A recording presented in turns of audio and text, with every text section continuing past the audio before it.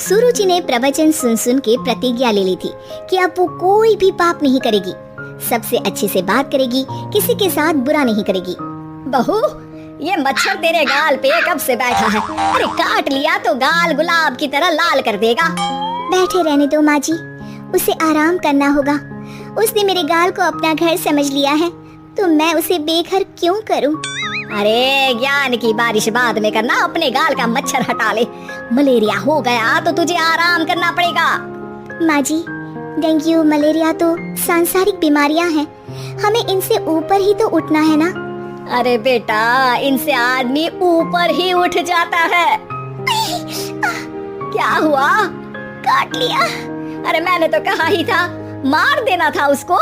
नहीं नहीं माँ जी, उसे भोजन करना था, मैंने उसे पोषण दिया है, मुझसे पुण्य का काम हुआ है। अरे उड़ रहा है टुनटुना के, ताली बजा के मार दे वरना फिर काट खाएगा। नहीं नहीं माँ जी, जीव हत्या करना पाप है।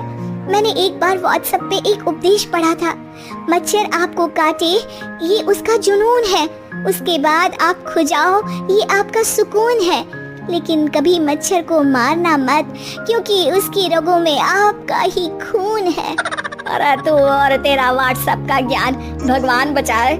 सुरुचि की ये पुण्य करने की आदत से कई बार सुरुचि का नुकसान होता, लेकिन फिर भी वो पाप से दूर रहती। सुरुचि, मेरे सर में जुएं हो गई है, निकाल दोगी? कोई आपको अपने घर से निकाले, आपको अच्छा लगेगा क्या? अरे लेकिन परेशान करती हैं जुएं, दिन भर सर खुजाता रहता हूँ। देखो, इसी बहाने तुम्हारे सर की चंपी हो जाती है।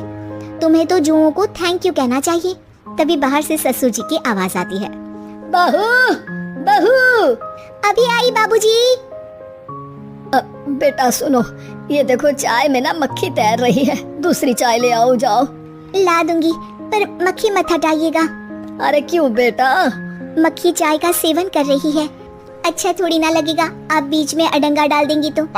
आपको अच्छा लगेगा क्या अगर कोई आपकी चाय छीन ले? अरे पर निकालूंगा नहीं तो मक्खी मर जाएगी बेटा। नहीं नहीं बाबूजी, आप उसे पीने दीजिए, पीकर उड़ जाएगी। लेकिन बाबूजी मक्खी के साथ ही चाय पी जाते हैं। ये क्या किया बाबूजी? अरे मक्खी सिर्फ चाय ही क्यों पिए? आज सुबह मैंने मिठाई भी खाई है, पेट में ही है, वो पेट में चाय भी पीती रहेगी और मिठाई भी खाती रहेगी। सुरुचि को समझ में नहीं आता कि वो बाबूजी के इस कारनामे पर क्या जवाब दे। वो सास के पास जाती है। सास के हाथ में एक खटमल मारने की दवाई है। माँ जी, आपके हाथ में ये क्या है? अरे बेटा, तू तो बीए पढ़ी है, इतना तो पढ़ने में आया ही होगा कि ये खटमल की दवाई है। माँ जी, आप क्यों मार रही हैं खटमल? मत मारिए माँ जी, आप अपनी नींद के लिए खटमलों को हमेशा के लिए सुला देना चाहती हैं।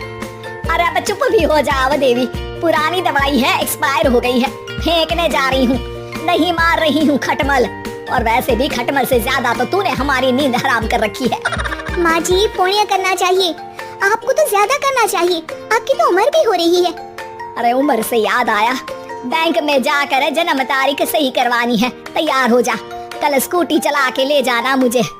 अगले दिन सास घर से निकलने से पहले दही शक्कर खा रही है और जल्दी जल्दी में हाथ नहीं धोती। बहू स्कूटी निकालती है और सास ताला लगाती है। ताला लगाते वक्त शक्कर के दाने ताले पे रह जाते हैं और दोनों सास बहू हड़बड़ी में घर से बाहर निकल जाती हैं।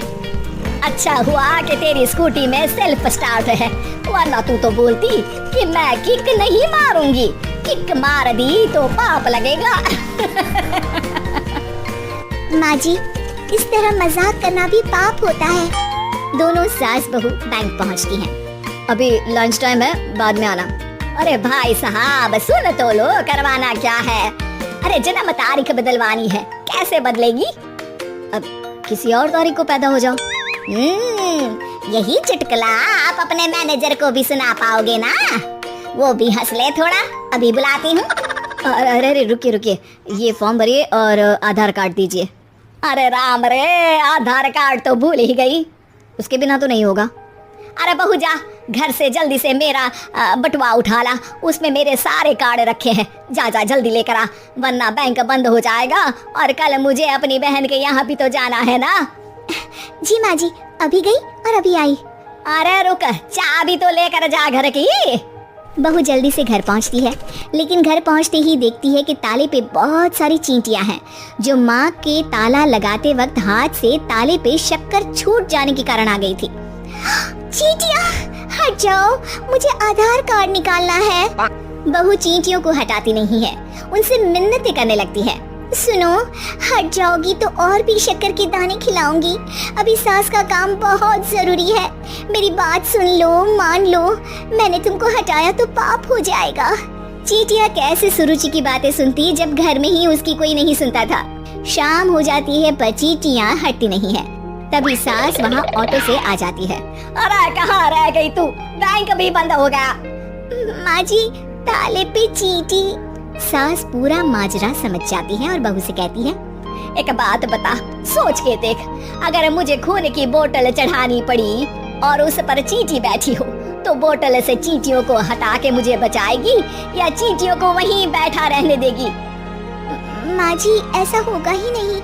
अरे चींटियों को तो मीठा पसंद होता है, खून की बोतल पे तो मच्छर आएगा, क्योंकि खून तो मच्छर पीता है। सास सर पकड़कर बैठ जाती है और रोने लगती है। तभी ससुर जी और सुरुचि का पति भी वहाँ आ जाता है। अरे रो क्यों रही हो? रहने दो जी, तुमको बताया तो तुम भी रोने लगोगी अपनी किस्मत पर। अगले दिन सास अपनी बड़ी बहन के यहाँ चली जाती है। पति अपना काम कर रहा होता है और सुरुचि उसके पास जाकर कहती है, धन्यवाद। ये जुए खत्म करने की दवाई है, मैं मालिश कर देती हूँ। अरे लेकिन तुमको पाप नहीं लगेगा? अपनों की खुशी के लिए अगर छोटे मोटे पाप करने पड़े तो वो पाप अच्छे हैं जी।